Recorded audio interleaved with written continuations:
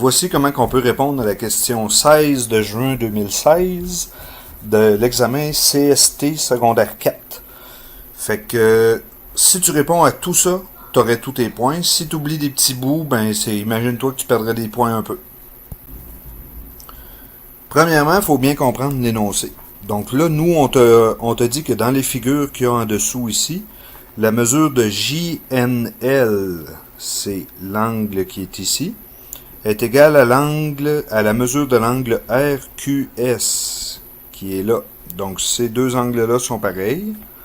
Ensuite, on te dit que JLN, qui est ici, est isométrique à RSQ, qui est ici comme ceci.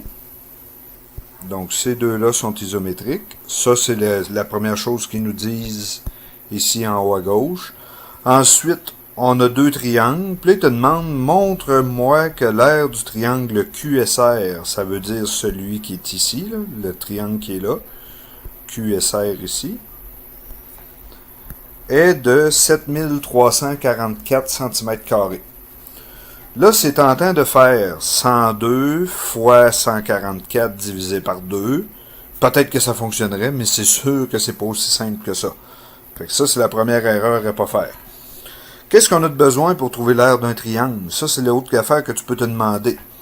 Ben, nous, cette année, ce qu'on a vu en CST, on a vu qu'on peut avoir un côté, un angle, puis un côté. Là, dans celui-là, on n'a pas d'angle, donc c'est pas ça. Puis l'autre manière de le faire, c'est avec CCC. Mettons qu'on connaîtrait les trois côtés. Ben, on pourrait utiliser rond pour le faire. Et probablement que dans ce numéro-là, c'est ça que ça prend. Donc, nous, il faut qu'on trouve la mesure qui est ici, combien ça vaut. La mesure qui est là, combien ça vaut. Fait que, là, en passant, peut-être qu'il y a d'autres manières de le faire, mais moi, c'est celle-là que je vais te montrer. Premièrement, y a-t-il un côté que je suis capable de trouver ici? Oui. Le côté RS ici, je peux le trouver. Voici comment. Ce qu'on remarque, on a un triangle rectangle qui est juste ici, avec une hauteur. Donc, on peut utiliser nos relations métriques. Nous, là, je ne sais pas, moi, comment c'était montré dans le cours en ligne, mais ici, moi, ce que j'ai, c'est A, B, C, c'est toute l'hypoténuse. Le petit bout ici, c'est le bout C1. Ça, c'est le bout C2. Fait que là, ce qu'on s'aperçoit, c'est que le côté que je cherche, le A carré, va être égal à C1 fois le C. Donc, il va être égal à 144 fois 169. Là, je vais pitonner ça sur ma calculatrice et je vais faire la racine carrée. Donc, le A va valoir 156. Donc, le côté que je cherche, RS. Fait que là, tu communiques ta démarche, là, comme d'habitude. Là. La mesure de RS va être égale à combien? Bon, ben là, on la cherche avec ça. Là, le théorème qu'on utiliserait, ben moi, dans ma classe, je parlais du théorème des cathètes. Là, toi, ben ça dépend. Est-ce que tu as appris le théorème de la projection? Est-ce que tu écris le théorème là, que tu as utilisé, que tu as appris dans tes classes ou dans le cours? Donc ça, c'est la première démarche à faire pour trouver notre 156.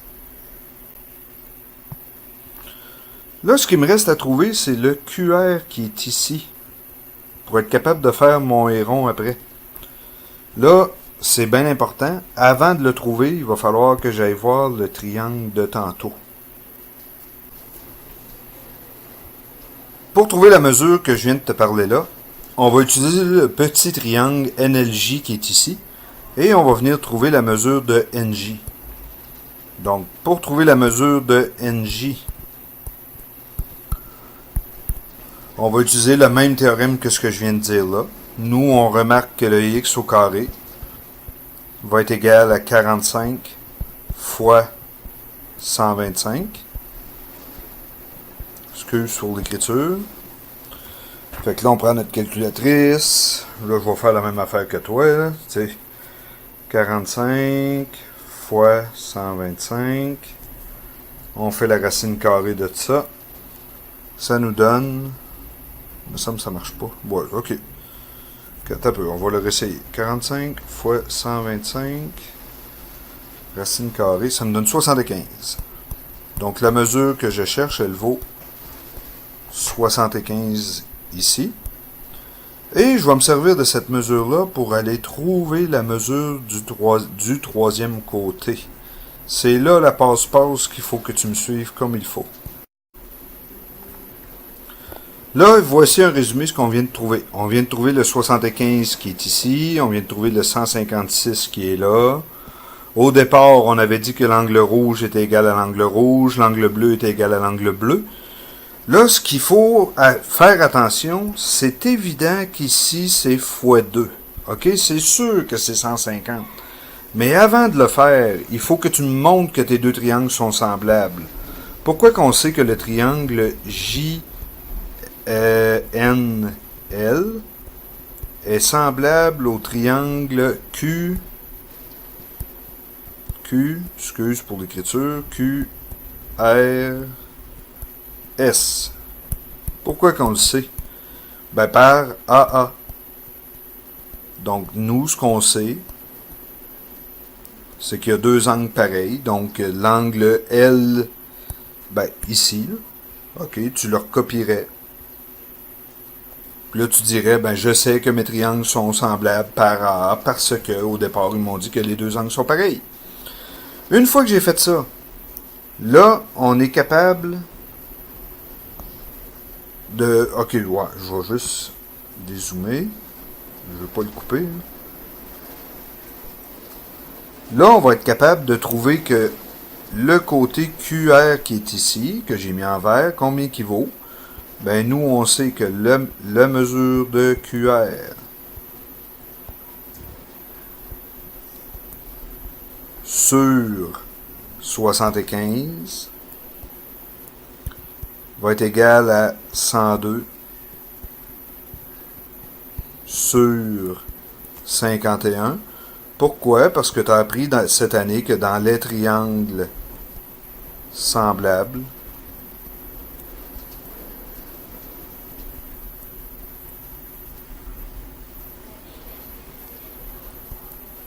les côtés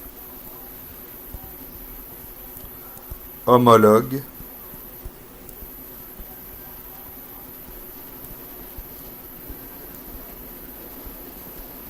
sont proportionnels. Là, c'est ce bout-là que vous oubliez tout le temps. Là. Donc là, c'est juste qu'il ne faut pas que tu l'oublies de l'écrire. C'est la seule chose que je peux te dire. Donc les côtés sont proportionnels. Fait que là, on a le droit de faire ça. Là, ce qui se passe, là, ça dépend comment tu l'as appris cette année. Là. Donc là, tu fais le produit croisé ou le produit des moyens égale le produit des extrêmes. Là. Tu diras ce que tu voudras.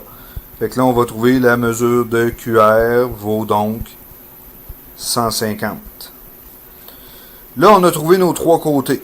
Donc là, par et rond, on est capable de trouver l'aire de notre triangle parce que Héron nous dit que c'est la racine carrée du demi-périmètre. Donc là, on fait notre périmètre, on le divise par 2, on pitonne ça, puis là, on va mettre dans notre formule de Héron combien ça vaut. Là, je ne ferai pas la suite, là, mais grosso modo, c'était comme ça que ça se faisait. Dans tous les problèmes qui ressemblent à ça, ce qui est important, là, c'est que dès que tu as deux triangles qui sont semblables, il faut que tu le dises à quelque part. Je sais que les triangles sont semblables, puis là, tu vas l'écrire par A, par CAC, par CCC. Mais si tu le fais pas, dis-toi que tu as 50% en partant dans ce problème-là. Fait que c'est la seule chose qui est importante, il faut vraiment que tu fasses ça toutes les fois.